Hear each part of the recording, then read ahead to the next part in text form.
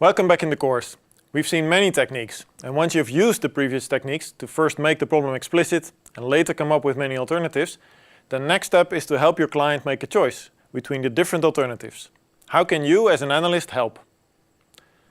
For that, let's go back to our example of the high-speed rail line between Amsterdam to Belgium and France. In 1991, 4 alternatives were presented for this railway line. The first one was an entirely new line, the second one using the current line with some adjustments, the third one, the new line south of Rotterdam to the Belgian border in combination with the use of the current track, and the fourth option, a new line from the north of Rotterdam to Nieuw-Vennep in combination with the use of the current track. Even though the second alternative was declared the cheapest and the easiest, the track was considered to be too slow, competitive with cars and planes, according to the Dutch Parliament. The Parliament preferred alternative 1, an entirely new line, as it would meet environmental and transportation aspects better than the other alternatives. However, many actors had different alternatives as their preferred solution, for many different reasons. How can we, as analysts, help other people to make a clear choice among these different alternatives?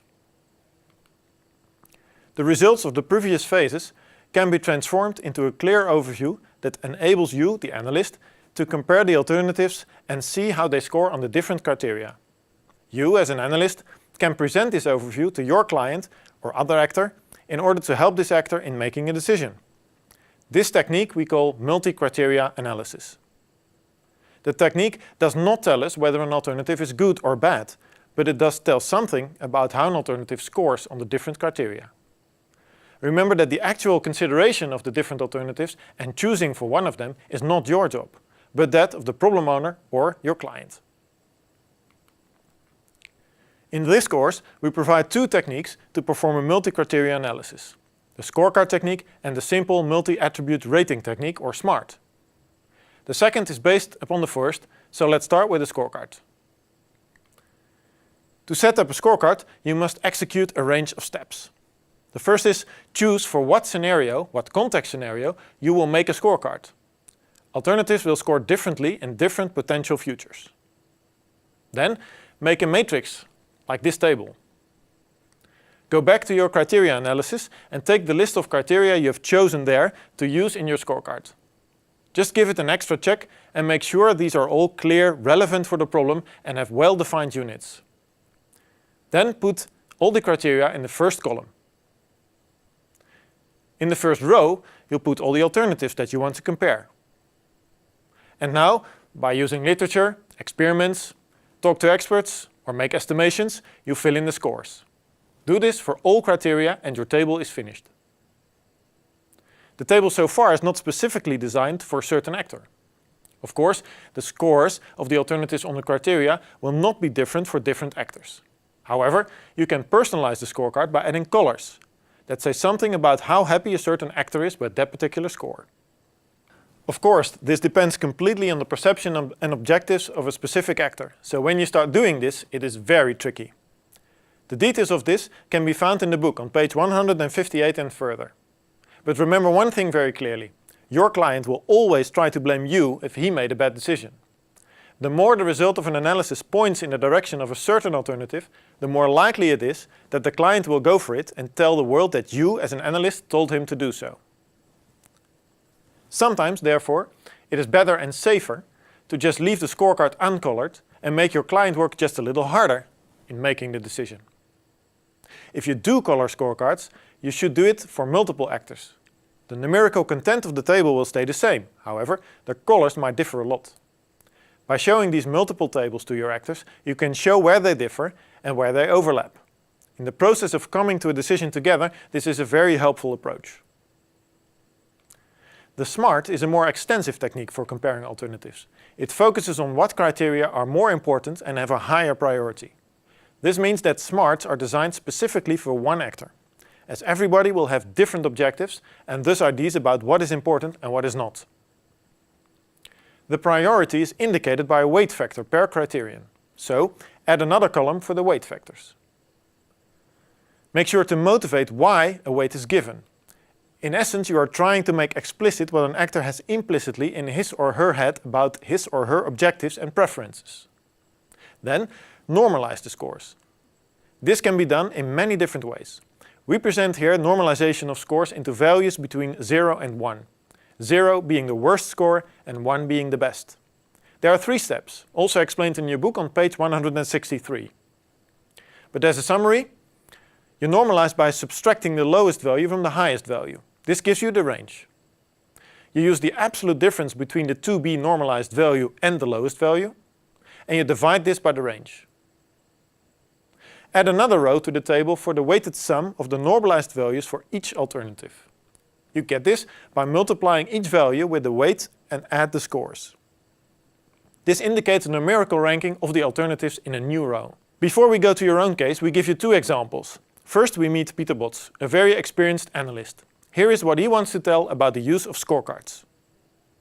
The problem of my client, the network operator, a distribution network operator, so one who is managing the network, electricity network in some neighborhood or some area, is that he's expecting heavier loads on his network. And the network may not be suited, may not be heavy enough to cope with these loads. Loads that may increase because people put solar panels on their roof, or people start driving electric cars that they want to charge. So he is expecting significant increases. So how to cope with that? Well, it may imply, it at least clearly suggests, that you strengthen your network, that you put more heavy assets, more heavy transformers and cables, that you install those assets so that you can cope with these loads. Now, there's several ways in going about that. You can do it in a radical way and say, well, let's do immediately the heaviest cables that we have and big transformers so that we are ready for any kind of load increase. But of course, that's very costly. Or you could say, well, maybe in the most simple case, we just don't do anything. It's our 0 option. We wait and see, and only when certain assets fail, when they collapse, we replace them by something heavier. So there might be a whole range. And now the function of an impact table is that you try to make clear what these alternative options are, so the different ways in strengthening your network, and compare them, make them comparable on a range of criteria that your client, my client in this case, the distribution network operator, has to decide which strategy is better. So, for example, for my client, it's very important to see what kind of investments are needed. So a first criterion would be, what are the investment costs required, the capital investment.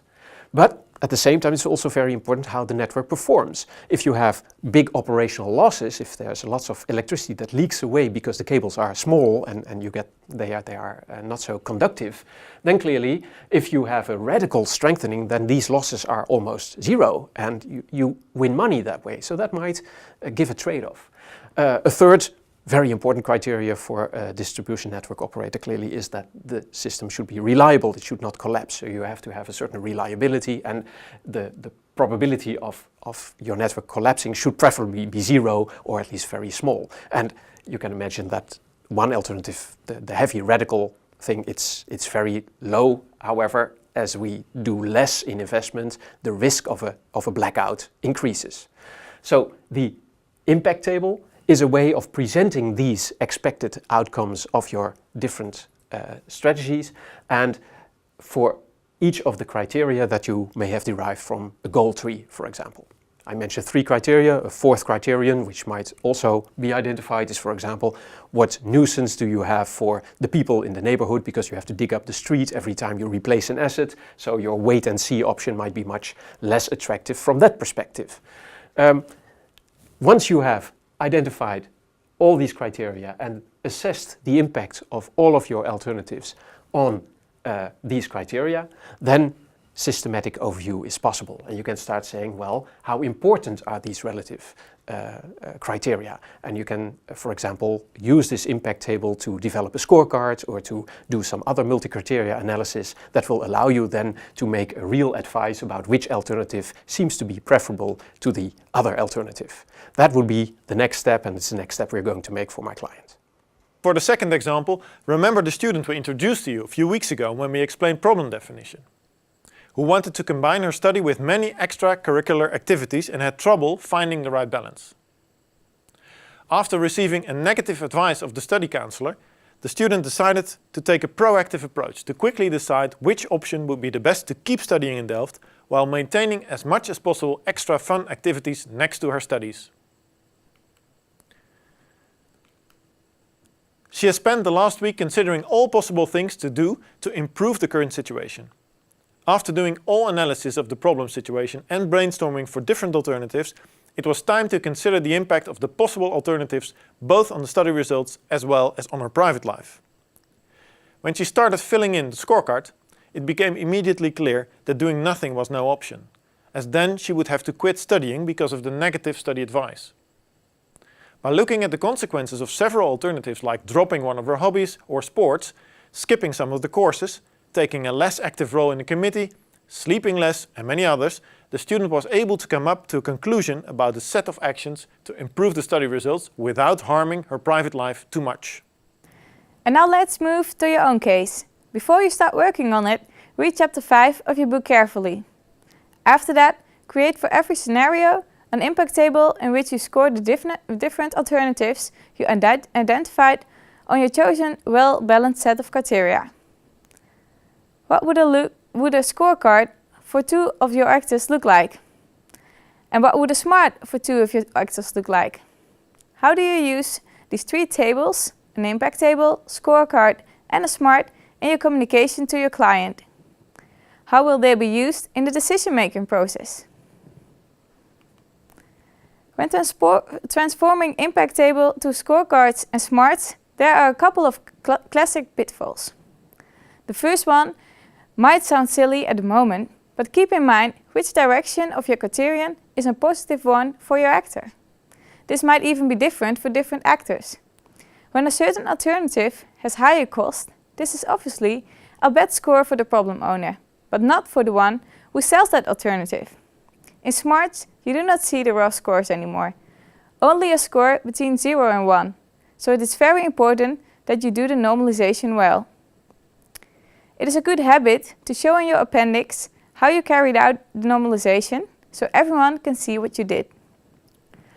Don't forget that the weight factors of the criteria have a huge impact on the ranking order of the alternatives.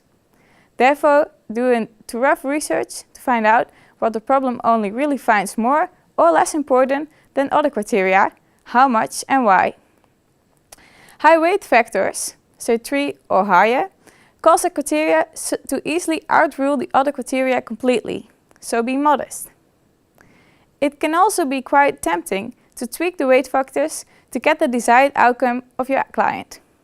Often, you will feel pressure from your client to actually do that, but try to work as analytical as possible. However, playing with the weight factors together with the client can be quite interesting to show them how sensitive the scores are.